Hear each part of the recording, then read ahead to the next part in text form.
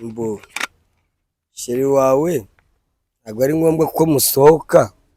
Kindi wibuke ko mutarabana. Ushobora no kumugenera akantu nubwo wamuhana bumva. Ntabwo ari ngombwa ibintu birenze, cyangwa ukamutegurira akantu. Ushobora kumukubita nk'udukweto twiza, ushobora kumugurira agakariso keza k'agasitiringi ugashyira muri kerepari ukamujyanira. Urumva, ushobora kumukubita agasutiye keza kariya. None se ibyo bintu wajya kubigura wagenda hara mu isoko ukabigura cyangwa wabituma? Wabigura da. Nuzwa kugura ikariso uyigurisha wawe ni ibintu birenze ijisho. Buriya boxer ngewe keretse byibuze umugore wanjye tubana, wowe ndayifura.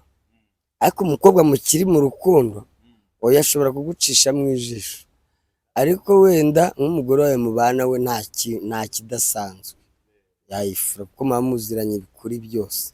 Ariko umuntu mukundana ntabwo yagufura boxer. Burangiyewe nyine abantu n'umugore wanjye naramubwiye ati boxer zanjye mbabarire ko hari utuntu haba hasigaye nk'utuntu duke ukuntu ushobora kuyiha umukozi akancisha mu ijisho. Aho kugira ngo ngiye boxer zanjye uri umugore wanjye uziho umukozi azifure, washobora ukazifura wowe.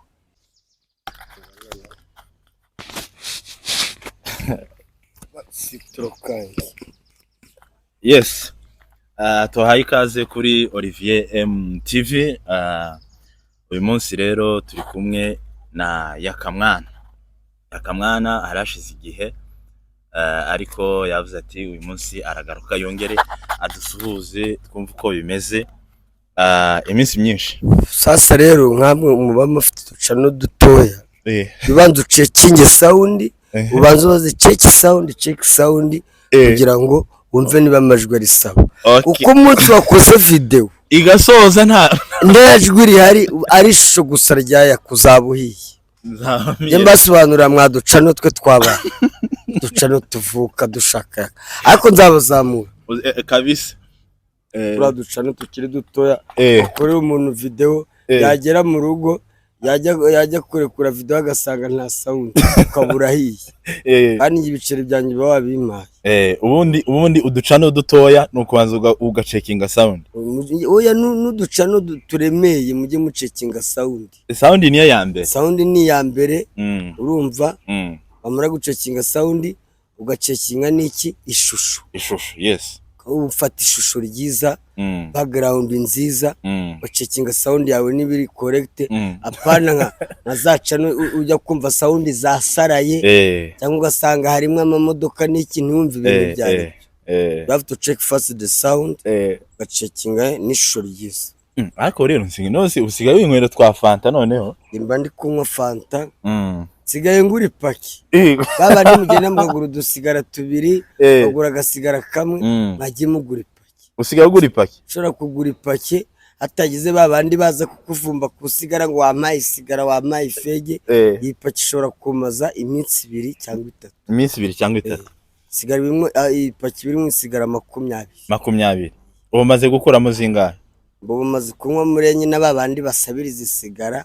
Urumva ntabwo umuntu yagusaba isigara ngo uyimwe. Noneho hari abantu basaba isigara. Nanjye ubwanjye ndarisaba. Reka? Niyo mpamvu nta muntu nakwima isigara. None se umuti umwe ugura ngahe? Mbona ukuvuga ngo iyi ni intore. Intore ntabwo ari premier, ntabwo ari filtre, zira ni isigara zihendutse za make. Ariko intore isigara imwe igura 200. Ubwo kuba isigara 20 kuri desa nanga 4,000. Urumva ko twebwe sigaye kura nsigaye ndi umuboss. Usigaro uva natandukana na dusaba rega ndi kuyarya nitonze. Nta muntu uri kumbwira ngo uratanga rasiyo, nta mugore uri bumbwire ngo sheri ngo umusatsi ngo urajya kunsukisha. Ubundi ariko uzi kunywa byeri yawe nta mugore uri bukubaze ngo sheri ngo kutatanze rasiyo, ngo sheri ngo uyu munsi turarya iki. Urumva ubura niyo mpamvu twebwe abasingo tubayeho neza. Ese yaka kuri Saint Valentin wari umunsi umeze gutyo? Bo kuri Saint Valentin yewe Saint Valentin nta mukunzi nari mfite ko dusabe ni wari umukunzi wanjye. Saint Valentin yabaye twatandukanye. Yabaye mwatandukanye? Nta muntu Urumva rero, wasohokanye? eh, Nta muntu wigeze ubona ngo usohokane? nta muntu nasohokanye. Mm. Gusa icyo nabwira abantu Saint Valentin ntabwo ari ukuvuga ngo ni iby'abasheri gusa. Ushobora no kugenera nyogokuru wawe impano, cyangwa se sogokuru wawe, cyangwa se papa wawe, Yego. cyangwa se mama wawe. Ntabwo umunsi w'abakundanye ari iby'abasheri gusa, cy'abasheri ishushoye. Ntabwo umunsi w'abakundanye ushobora gukunda n'undi muntu apana umusheri wawe. Ariko ufite sheri urumva ntabwo wajya gukunda undi muntu kandi sheri wawe ahari. Ubundi se yakubaza impamvu. Ubundi se hari ikibazo mfite nshaka kukubaza. Urumva nka couple ifite n'umusheri, ufite umusheri, ubundi kuri Saint Valentin aba ari umunsi umeze gute? Ese ni ugusohoka gusa cyangwa se ni ikihe kintu ushobora gukorera sheri wawe kuri Saint Valentin? Hayaka.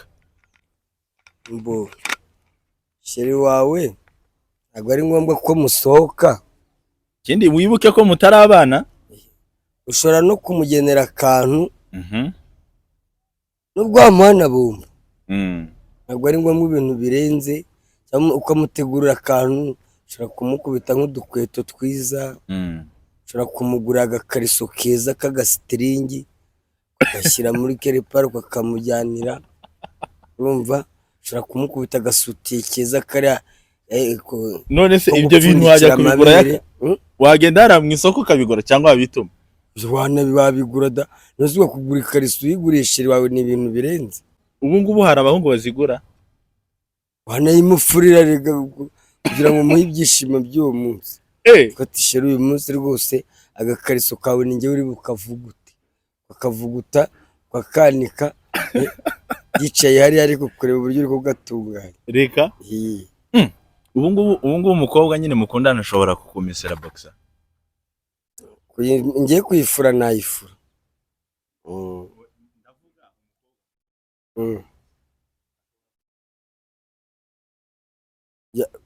Oya, hari ukuntu uba wasizemo ukuntu akaba yakutubona akagucisha mu ijisho. Buriya boxer ngewe keretse byibuze umugore wanjye tubana, wowe ndayifura. Ariko umukobwa mukiri mu rukundo oya ashobora kugucisha mu ijisho. Ariko wenda nk'umugore wawe mubana we nta kidasanzwe yayifura kuko muba muziranye bikuri byose. Ariko umuntu mukundana ntabwo yagufura boxer. Buriya ngewe nyine abana n'umugore wanjye naramubwiye ati boxer zanjye umbabarire ko hari utuntu haba hasigayemo utuntu duke ukuntu ushobora kuyiba umukozi akancisha mu ijisho. Aho kugira ngo ngiye boxer zanjye uri umugore wanjye uziho umukozi azifure, washobora ukazifura wowe ntacyo tuba tutaziranyeho. Ariko hari abadamu niba ari ubwirasi niba ari iki ugasanga nta kintu ashobora gukora mu rugo guhera ku kariso kuri boxer z'umugabo byose ni umukozi ubifura. Buryo ageraho noneho akabwira n'umukozi ati ikintu ujye kunsasira igitanda. Nk'uwo mudamu n'umugabo ugasanga umukozi niwe ugiye kugisasa. Nk'uwo mugore abandi badamu muramuvugaho iki? Bucya ari ukwicara gusa atanga amabwiriza gusa. Abo badamu mugira icyo mubavugaho muri komenti. Abadamu nk'abo murabavugaho iki? Ni abanebwe. Hari abantu b'abanebwe ugasanga nta kintu na kimwe ushobora kwikorera mu rugo, ibintu byose ari umukozi. Abo badamu rwose mugerageze, hari utuntu tumwe na tumwe uba ugomba kwikorera mu rugo atari ngombwa umukozi.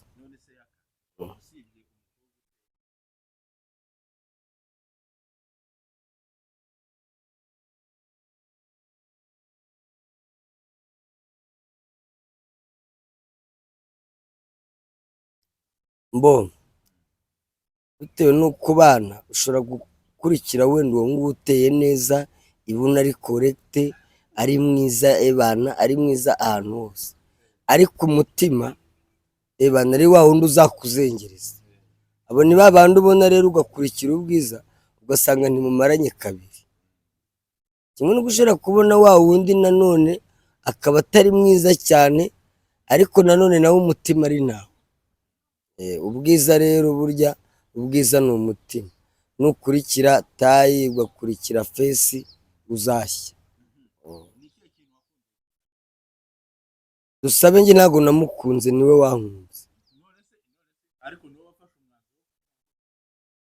We yaje kumiga aturutse i Muhanga, araza arambwira ati njyewe nshaka ko tubana ariko mfite umwana. Mbona nuko njyewe yari nkeneye umugore, ndi kumva mukeneye, sinirirwa ndeba ku mataye, sinirirwa ndeba ubwiza, sinari nzi imico ye, sinari nzi iwabo, kubera ko nari nkeneye mpfa gufata. Ariko nyuma yaho urukundo rwagiye rushira gake gake, kwanza by'umwihariko ari we ku giti cye, ko twatangiranye kwa kundi yanyitaga sheri, shushu, byagiye bigenda bishira gake gake, yarasigaye ampamagara ngo yaka ngo ngwino hano, bya sheri byaravuye. Urumva rero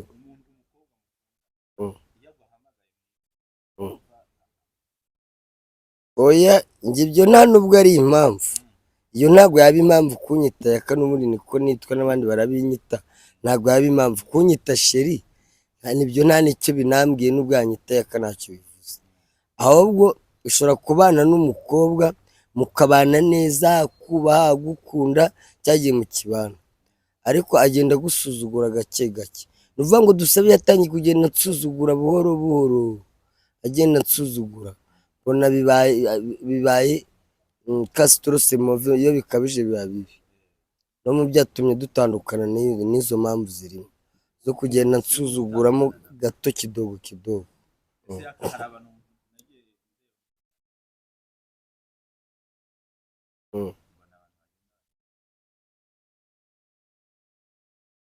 Ntawe, nta n'umwe, keretse indaya imwe yigeze kumumbeshyera, irambeshyera ngo nayiteye inda, nsanga atari ngewe.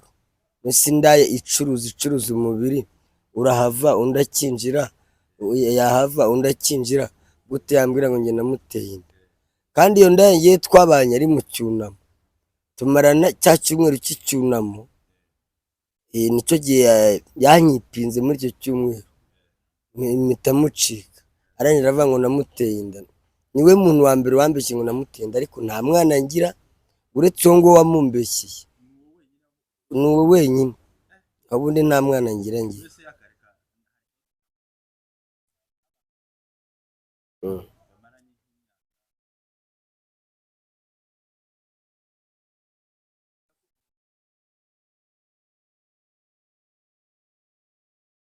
Njye ibyo ngewe sinabishobora, kuvuga ngo ngewe nkundane n'umukobwa imyaka 5 utaransamuza, wapi kabisa, ntabwo twakundana imyaka 5 utaransamuza, byo ntabwo byashoboka, ugomba kubanza ukansogongeza.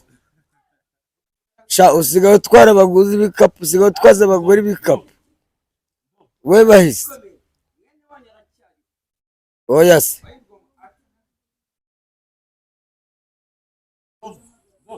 we bahise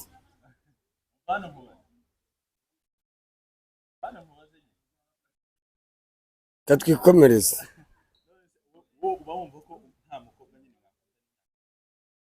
Ntabwo twakundana imyaka 5 utarambomoza, byo ntabwo byashoboka, ntabwo byakunda, washobora ukabyihorera.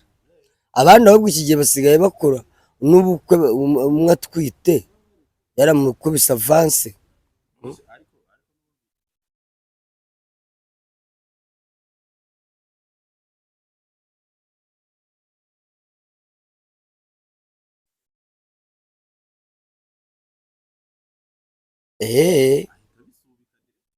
Ariko ari inda ye batwite, kubasezeranya ndumva nta cyaha kirimo. ahantu hitwa mu Rwerere urahazi? Mu Rwerere ndahazi cyane. Hari abantu bambwiye ngo nzakubaze, mbese ngo ni ikihe kintu wari uhazi?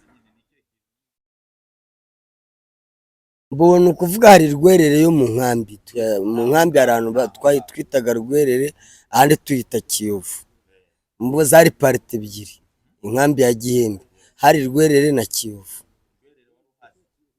Ni ukuvuga Rwerere yari imeze nk'aho ariyo ifite guverinoma y'inkambi, niho hari ubuyobozi hafi ya bwose. Ko Rwerere abahazi hari ARC, niho hari ibitaro, niho hari depo y'ibyo kurya, niho hari ofisi za HCR, zose buriya zari mu gice cya Rwerere. Ariko Kiyovu natwe twari dufite umukire mukuru cyane bitaga Muramira. Muramira yabaga mu Kiyovu, urumva. Ariko Rwerere niho wenda twavuga hari nka perezidansi, niho hari ubuyobozi hafi ya bwose. Hari plan, ibintu byose kabisa.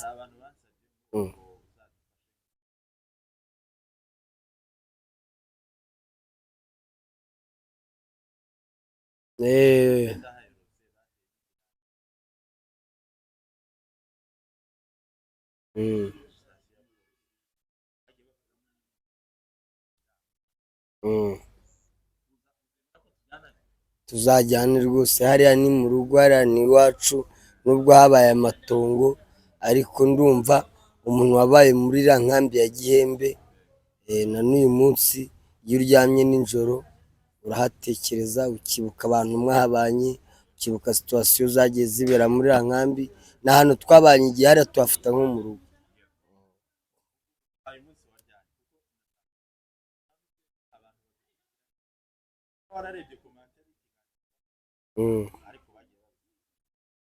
Mbona ukuvuga ngo wowe wapanga umunsi tukagenda tukerekeza i Gicumbi, ntabwo ari kure, twagenda tukarara tunagarutse, ntabwo ari kure rwose.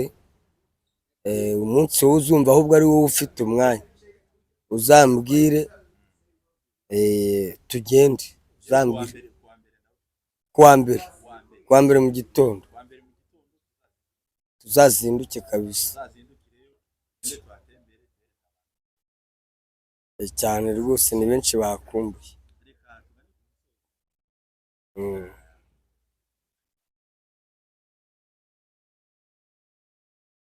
Saundi